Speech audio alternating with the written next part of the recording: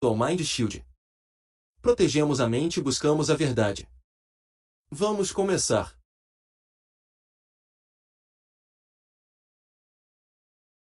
Bem-vindo ao Cerco Invisível, Anatomia da Experiência Direcionada. Esta apresentação explora a trajetória relatada do que muitos descrevem como assédio direcionado, um padrão de perturbação que começa sutilmente, escala metodicamente e frequentemente termina em isolamento, exaustão e colapso social total.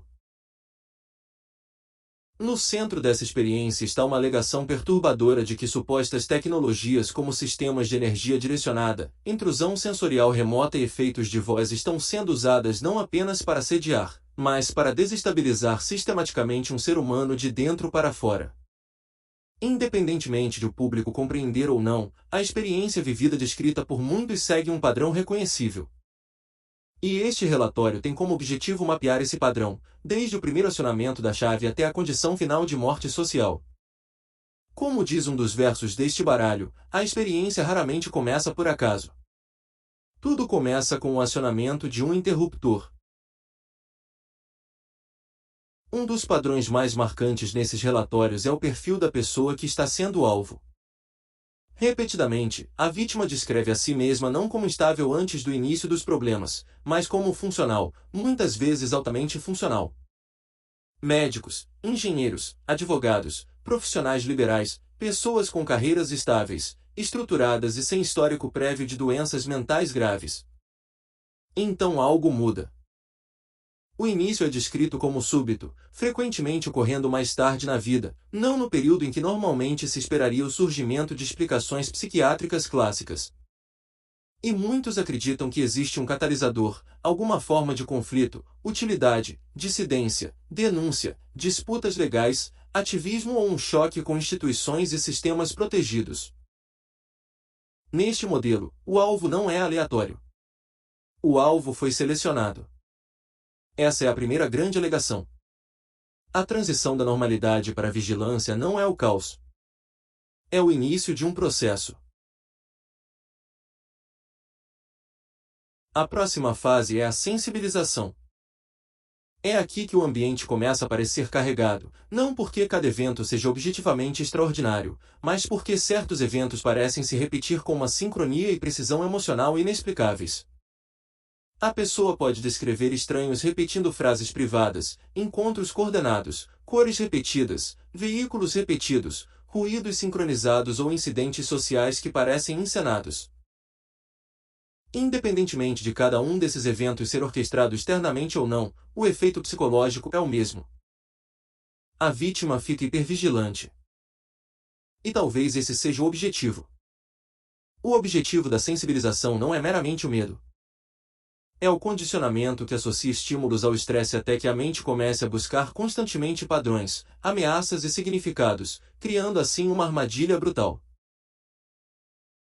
Uma vez que a pessoa se torna sensibilizada, até mesmo ruídos comuns podem começar a ser percebidos como armas. O mundo se transforma num labirinto de espelhos e todos ficam dizendo: relaxa. Provavelmente não é nada. Essa lacuna entre experiência e validação social torna-se uma arma em si mesma. Para quem vivencia isso, a experiência pode parecer aleatória, fragmentada e surreal. Mas este slide apresenta uma teoria diferente, segundo a qual o padrão se assemelha a uma cadeia de eliminação, uma sequência operacional estruturada. Na primeira seleção, identifica-se uma pessoa quanto à sua vulnerabilidade, utilidade ou descendência. Em seguida, o alvo geolocalizado é mapeado por meio de telefones, assinaturas de Wi-Fi, padrões de movimento ou outras formas de identificação ambiental. Em seguida, o noivado. É aqui que começam os alegados métodos de assédio, perturbação sensorial, interferência no sono, efeitos auditivos, desconforto direcionado e, finalmente, feedback. O sistema mede a resposta, ajusta a intensidade e refina o ataque. É isso que torna esse modelo tão arrepiante. Isso reformula a experiência, transformando a perseguição aleatória em um ciclo adaptativo. Para a vítima, o caos. Para o operador, lista de verificação. Este slide descreve o suposto arsenal técnico. Em primeiro lugar, os sistemas de energia direcionada, geralmente descritos como ferramentas de micro-ondas pulsadas ou radiofrequência capazes de criar dor, calor, pressão ou desconforto interno sem contato físico. Em segundo lugar, sistemas de radar de passagem e sensores de banda ultralarga, tecnologias que, em princípio, podem detectar movimento e até mesmo alguns padrões fisiológicos através de barreiras. Terceiro, dispositivos acústicos, sistemas que podem projetar som com foco preciso. Agora, aqui é onde o universo fica estranho de uma forma muito burocrática. A existência de pesquisas, patentes ou protótipos militares não é o mesmo que prova de uso criminoso. Mas o argumento da apresentação é que essas categorias de tecnologia estabelecem um campo de possibilidades, um conjunto de mecanismos que poderiam ajudar a explicar os efeitos relatados. O objetivo aqui não é provar toda a tese em um único slide. A questão é dizer que esse dano invisível não é automaticamente um dano impossível.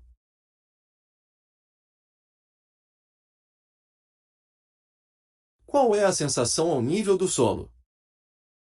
Os alvos frequentemente descrevem pressão craniana, vibrações internas, choques ou estalos, sensações de queimação, coceira sem marcas visíveis, espasmos involuntários, agitação do sistema nervoso e sons ou vozes intrusivas que parecem não ser perceptíveis à audição normal. E um dos temas recorrentes mais devastadores é a perturbação do sono. O chamado despertar às 3 horas da manhã aparece constantemente nesses depoimentos, despertar abrupto, interrupções repetidas e a destruição gradual do sono reparador. Quando o sono é comprometido, a cognição se deteriora, a regulação emocional enfraquece, a memória falha, o tempo de reação fica mais lento e o alvo se torna mais fácil de desestabilizar, mais fácil de desacreditar e mais fácil de destruir. É isso que torna a privação de sono uma crueldade tão elegante.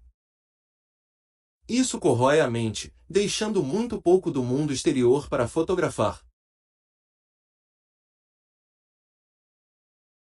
Este slide aborda uma das afirmações mais controversas de todo o assunto.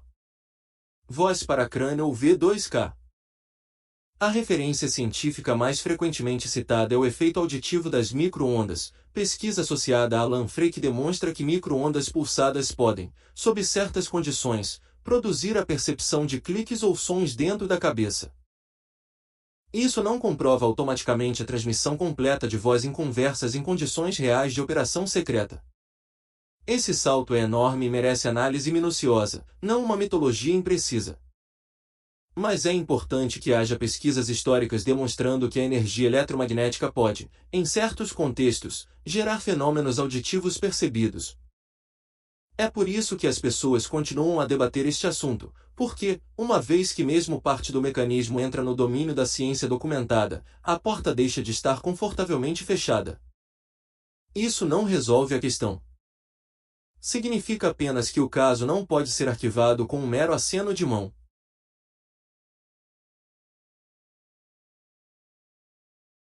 Este slide apresenta um argumento provocativo.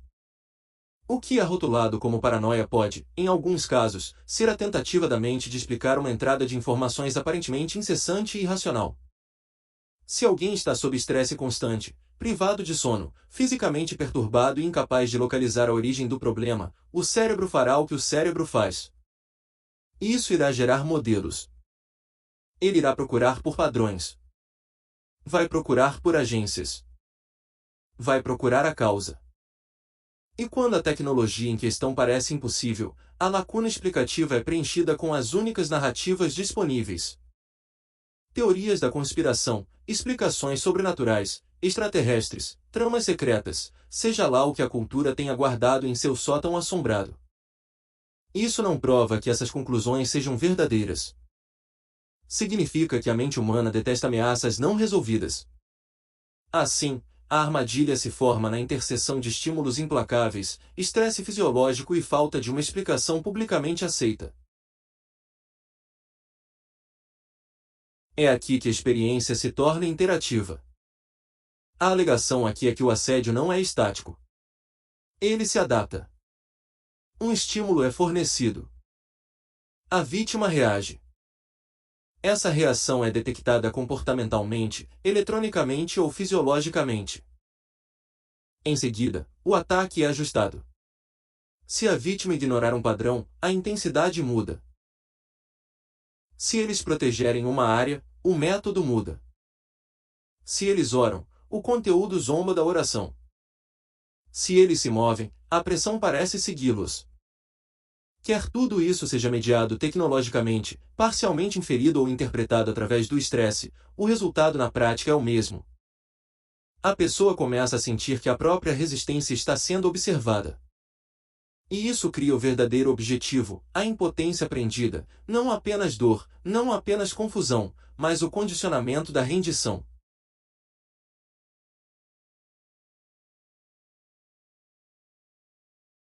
Agora chegamos a uma das partes mais cruéis de toda a experiência, o dilema diagnóstico.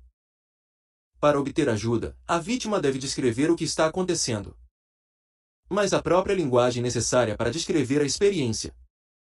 Raios invisíveis, vozes dentro da cabeça, ataques remotos, vigilância sem provas visíveis se encaixam quase perfeitamente na linguagem que as instituições são treinadas para interpretar uma crise psiquiátrica. Assim, a vítima entra no sistema já transformada em descrença. O médico é treinado para identificar padrões em casos de psicose, não para reconhecer a neurotecnologia oculta. A medicação pode sedar a pessoa, mas muitos relatam que ela não resolve a experiência externalizada que estão tentando descrever. E quando o tratamento não corresponde à queixa, a pessoa afetada muitas vezes fica mais convencida de que a causa do problema é externa. Esse é o problema. Procure ajuda e sua credibilidade poderá evaporar. Permaneçam em silêncio e o dano continuará.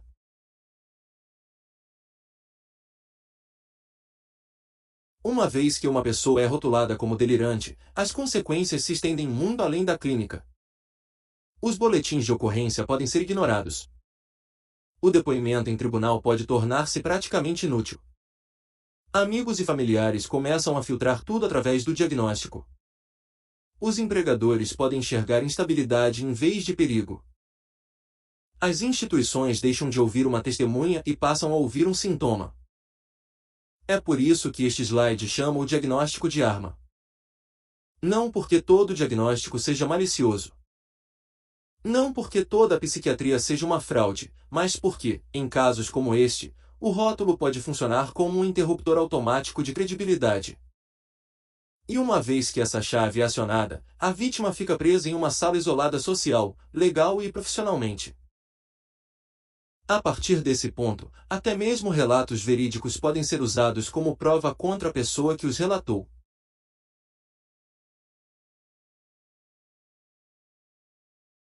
Este slide mostra o alvo real, não apenas o corpo, mas a rede social. A família e os amigos se afastam porque estão assustados, confusos ou convencidos de que a pessoa está perdendo o controle. Os casamentos ficam abalados pelo segredo, pelo estresse, pelas acusações e pela sobrecarga emocional. As carreiras desmoronam quando a privação de sono, a distração e o estigma começam a prejudicar o desempenho. As finanças são o próximo passo. E quando a renda diminui, tudo se acelera: insegurança habitacional, dependência, vulnerabilidade. Por isso, a expressão usada aqui é morte social.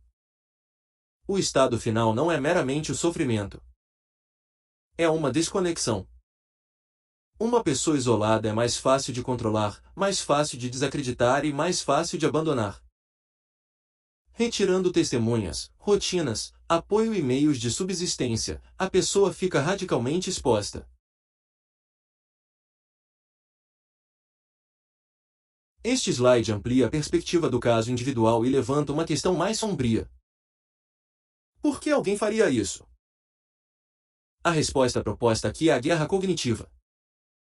A ideia de que a própria mente humana está se tornando um campo de batalha nesse contexto. Esses métodos podem servir a múltiplos propósitos. Suprimir a dissidência sem recorrer ao encarceramento em massa.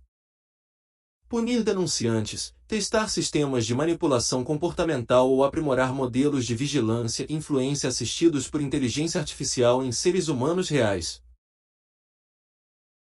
O slide também aponta para a Síndrome de Havana como uma espécie de linha divisória global na consciência pública, não como prova definitiva de todas as alegações de civis, mas como evidência de que os próprios governos levaram a sério os efeitos anômalos direcionados quando as vítimas eram diplomatas e agentes de inteligência.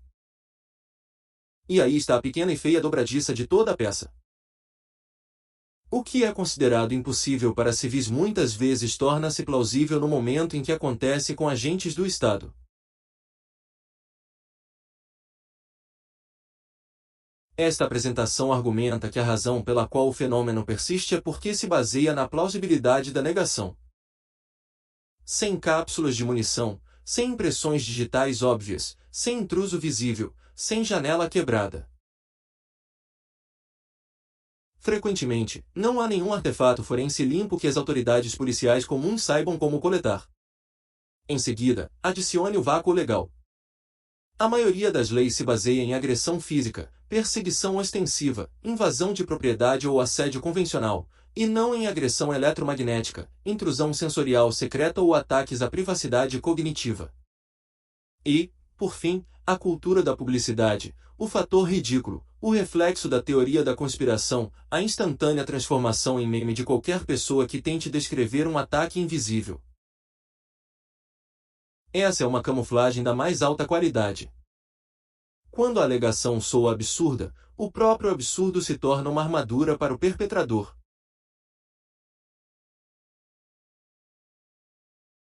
Então, qual é a situação da pessoa que está passando por isso? Este último slide muda o foco do diagnóstico e da motivação para a sobrevivência. Proteção, detecção, comunidade. Blindagem significa tentar reduzir a exposição com materiais condutores, ambientes controlados e experimentos práticos, não pensamento mágico. Detecção significa registrar padrões, documentar tempos, observar a repetibilidade e usar todas as ferramentas legítimas disponíveis para identificar anomalias mensuráveis. E comunidade significa recusar-se a deixar que o alvo seja apagado em isolamento. Documentação compartilhada, coleta de testemunhos, comparação de padrões e apoio mútuo disciplinado são importantes porque, para quem vive isso, o cerco invisível não é uma teoria abstrata. É uma luta diária por foco, sono, credibilidade e pela santidade da própria mente. E seja qual for a explicação final que a história apresentar, uma coisa já está clara. Ninguém deve ser deixado sozinho em uma experiência que não pode comprovar, mas da qual não pode escapar.